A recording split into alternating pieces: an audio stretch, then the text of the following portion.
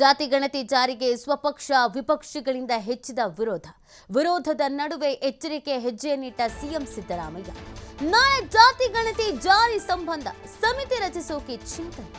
Cabinet ಉಪ ಸಮಿತಿ ಬದಲು ಅಧಿಕಾರಿಗಳ ಸಮಿತಿ ರಚನೆಗೆ ಚಿಂತಿಸಲಾಗಿದೆ. ಅಧಿಕಾರಿಗಳೇ ಜಾತಿ ಜನಗಣತಿ ಬಗ್ಗೆ ಪರಾಮರ್ಶೆ ಮಾಡಲಿ. ಹೇಗೆ ಜಾರಿ ಮಾಡಬೇಕು, ಗೊಂದಲ ಏನು ಮುಂತಾದ ವಿಚಾರದ ಬಗ್ಗೆ ಇಲ್ಲಿ ಅಧ್ಯಯನ ಮಾಡಲಾಗುತ್ತೆ. ವಿವಿಧ ಸಮುದಾಯಗಳ ಅಹವಾಲು ಸ್ವೀಕರಿಸಿ ಅಂತಿಮ ವರದಿಯನ್ನು ಪಡೆಯುವುದಕ್ಕೆ ಸಜ್ಜಾಗಿದ್ದಾರೆ. ಹೀಗಾಗಿ ಅಧಿಕಾರಿಗಳ ನೇತೃತ್ವದಲ್ಲಿ ಸಮಿತಿ ರಚಿಸೋಕೆ ನಾಳೆ ನಿರ್ಧಾರ ಆಗುವಂತ ಸಾಧ್ಯತೆ ಇದೆ.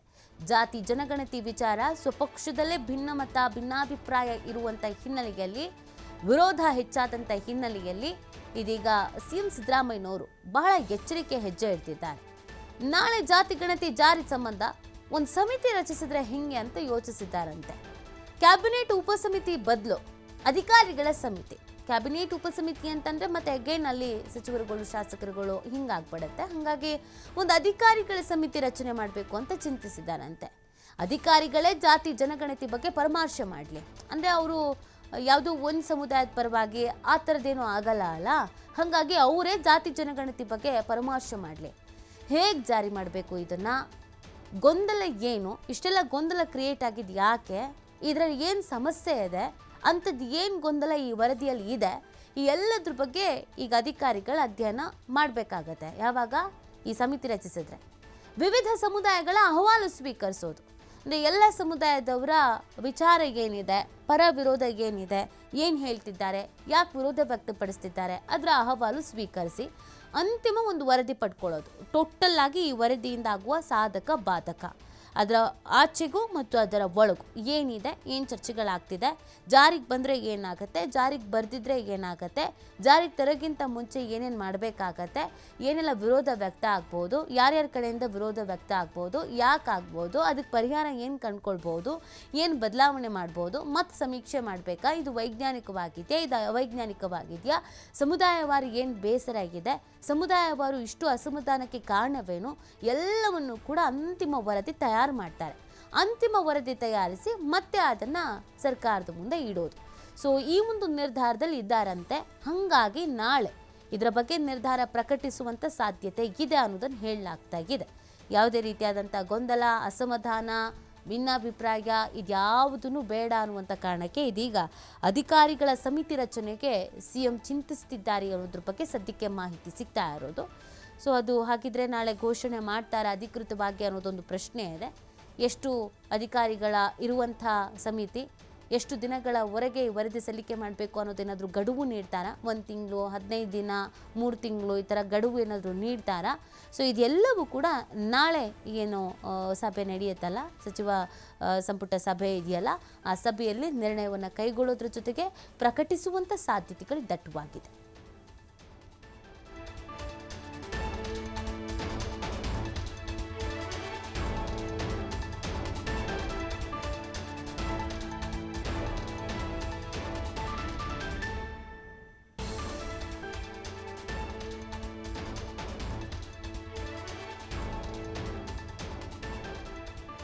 ಈ ಬಗ್ಗೆ ಮತ್ತಷ್ಟು ಮಾಹಿತಿಯನ್ನು ನೀಡ್ತಾರೆ ನಮ್ಮ ಪ್ರತಿನಿಧಿ ಸ್ವಾಮಿ. ಈಗ ಸಿದ್ದರಾಮಯ್ಯನವರು ಬಹಳ ಎಚ್ಚರಿಕೆ ಹೆಜ್ಜೆ ಇಡೋದಕ್ಕೆ ಮುಂದಾಗ್ತಾ ಇದ್ದಾರೆ. ಈಗ ಅಧಿಕಾರಿಗಳ ಸಮಿತಿ ರಚನೆ ಮಾಡೋದು ಇದು ಎಷ್ಟು ಮಟ್ಟಿಗೆ ವರ್ಕೌಟ್ ಆಗಬಹುದು ಅಂತ ಸ್ವಾಮಿ? ಸದ್ಯ ಜಾತಿ ಗಣತಿ ಜಾರಿ ವಿಚಾರ ಸಾಕಷ್ಟು ಚಟಾಪಟಿಗೆ ಕಾರಣ ಆಗ್ತಾ ಇದೆ.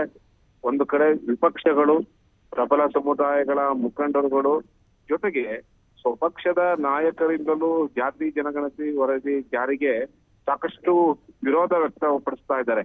ಹಾಗಾಗಿ ಇದನ್ನೆಲ್ಲ ಒಂದು ನೆಲಗಟ್ಟಿನ ಮೇಲೆ, ಒಂದು ವಿಚಾರದ ಮೇಲೆ ಜಾರಿಗೆ ತರೋದಕ್ಕೆ, ಅಂದ್ರೆ ಯಾರಿಗೂ ಅಸಮಾಧಾನ ಆಗದಂತೆ ಎಲ್ಲರನ್ನ ವಿಶ್ವಾಸಕ್ಕೆ ತೆಗೆದುಕೊಂಡು ಜಾರಿಗೆ ತರೋದಕ್ಕೆ ಈಗ ಸಿಎಂ ಸಿದ್ದರಾಮಯ್ಯನವರು ಮುಂದಾಗ್ತಾ ಇರುವಂತದ್ದು. ಹಾಗಾಗಿ ಈಗಾಗಲೇ ಸಚಿವರಿಗೆ, ಸಂಬಂಧಪಟ್ಟಂತ ಶಾಸಕರಿಗೆ ಹಾಗೂ ಪಕ್ಷದಲ್ಲಿರುವ ನಾಯಕರಿಗೆ ಒಂದಿಷ್ಟು ಜವಾಬ್ದಾರಿಗಳನ್ನ ಕೊಟ್ಟಿದ್ದಾರೆ. ಜೊತೆಗೆ ಈಗ ನಾಳೆ ವಿಶೇಷ ಕ್ಯಾಬಿನೆಟ್ ಅನ್ನ ಕರೆದು ಜಾತಿ ಜನಗಣತಿಗೆ ಸಂಬಂಧಪಟ್ಟಂತೆ ಚರ್ಚೆ ಮಾಡೋದಕ್ಕೆ ಸಿಎಂ ಸಿದ್ದರಾಮಯ್ಯನವರು ಮುಂದಾಗಿದ್ದಾರೆ. ಹಾಗಾಗಿ ನಾಳೆ ವಿಶೇಷ ಕ್ಯಾಬಿನೆಟ್ ಕೂಡ ನಡೀತಾ ಇದೆ. ಅಂದ್ರೆ ಇದರಲ್ಲಿ ಜಾತಿ ಜನಗಣತಿ ವರದಿ ಜಾರಿಗೆ ಮಾತ್ರ ವಿಚಾರವನ್ನ ಇಟ್ಕೊಂಡು ಮಾಡ್ತಿರುವಂತ ಒಂದು ವಿಶೇಷ ಕ್ಯಾಬಿನೆಟ್. ಹಾಗಾಗಿ ಸಾಕಷ್ಟು ಕುತೂಹಲ, ಒಂದು ಕಡೆ ಪಕ್ಷದಲ್ಲಿ ಅಸಮಾಧಾನಗಳು, ಪ್ರಬಲ ಸಮುದಾಯಗಳ ಅಸಮಾಧಾನಗಳು, ವಿಪಕ್ಷಗಳಿಂದ ಸಾಕಷ್ಟು ಆರೋಪಗಳು. ಅಂದ್ರೆ ವೈಜ್ಞಾನಿಕವಾಗಿಲ್ಲ, ಜಾತಿ ಜನಗಣತ ವರದಿ ವೈಜ್ಞಾನಿಕವಾಗಿಲ್ಲ, 10 ವರ್ಷಗಳ ಹಿಂದಿನದ್ದು. ಹಾಗಾಗಿ ವೈಜ್ಞಾನಿಕತೆಯಿಂದ ಮತ್ತೆ ಸರ್ವೆ ಮಾಡಿಸಿ ಎಂಬ ಆಗ್ರಹಗಳು ಕೂಡ ಆಗ್ತಾ ಇದೆ. ಹಾಗೆ ಈಗಾಗಲೇ ವಿವಿಧ ಸಮುದಾಯಗಳ ಮುಖಂಡರು ಸಭೆ ಕರೆದು ಆ ಸಂಪೂರ್ಣವಾದಂತ ಒಂದು ಚರ್ಚೆಯನ್ನ ಮಾಡ್ತಾ ಇದ್ದಾರೆ. ಈ ಎಲ್ಲಾ ಬೆಳವಣಿಗೆ ಬೆನ್ನಲ್ಲೇ ಈಗ ಸಿಎಂ ಮತ್ತೊಂದು ಎಚ್ಚರಿಕೆಯ ಹೆಜ್ಜೆಯನ್ನ ಇಡೋದಕ್ಕೆ ಮುಂದಾಗಿರುವಂತದ್ದು.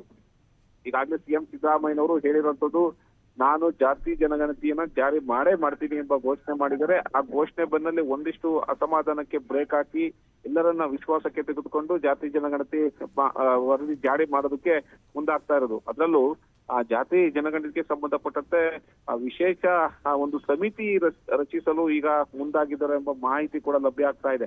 ಯಾಕಂದ್ರೆ ಆ ಉಪಸಮಿತಿ ರಚಿಸಿದಂತ ಸಂದರ್ಭದಲ್ಲಿ ಅದಕ್ಕೆ ಸಚಿವರ ನೇತೃತ್ವದಲ್ಲಿ ಮಾಡಿದಂತ ಸಂದರ್ಭದಲ್ಲಿ ಇದು ಮತ್ತಷ್ಟು ರಾಜಕೀಯ ದಾರಿ ಹಿಡಿಯುತ್ತೆ, ರಾಜಕೀಯವಾಗಿ ಚರ್ಚೆ ಆಗುತ್ತೆ ಎಂಬ ವಿಚಾರಗಳನ್ನ ಮನಗೊಂಡಿರುವಂತಹ ಸಿಎಂ ಸಿದ್ದರಾಮಯ್ಯನವರು ಅಧಿಕಾರಿಗಳ ಒಂದು ತಂಡವನ್ನು ಸಮಿತಿಯನ್ನ ರಚಿಸಿ ಅದಕ್ಕೆ ಸಾಧಕ ಬಾಧಕಗಳನ್ನ, ಜೊತೆಗೆ ವರದಿ ಹಾಗೂ ಅಂಕಿ ಅಂಶಗಳನ್ನ ಜಾರಿ ಮಾಡಲಿಕ್ಕೆ ಯಾವ ರೀತಿ ಮಾಡಬೇಕು ಎಂಬ ವಿಚಾರವನ್ನ ಜಾರಿ ಮಾಡಲಿಕ್ಕೆ ಅಧಿಕಾರಿಗಳ ಸಮಿತಿಯನ್ನ ರಚನೆ ಮಾಡುವ ಸಾಧ್ಯತೆಗಳು ಇದೆ.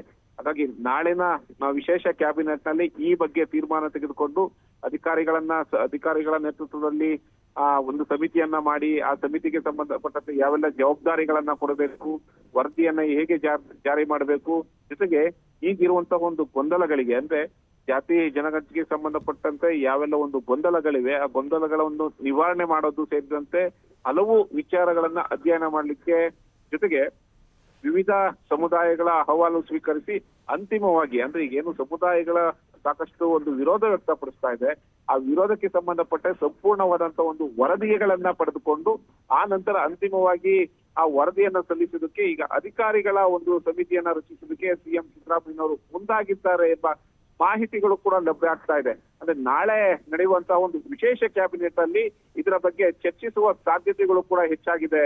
ನೀತಿ. ಫೈನ್, ಥ್ಯಾಂಕ್ ಯು ಸ್ವಾಮಿ ತಮ್ಮೆಲ್ಲ ಡೀಟೇಲ್ಸ್ಗಾಗಿ.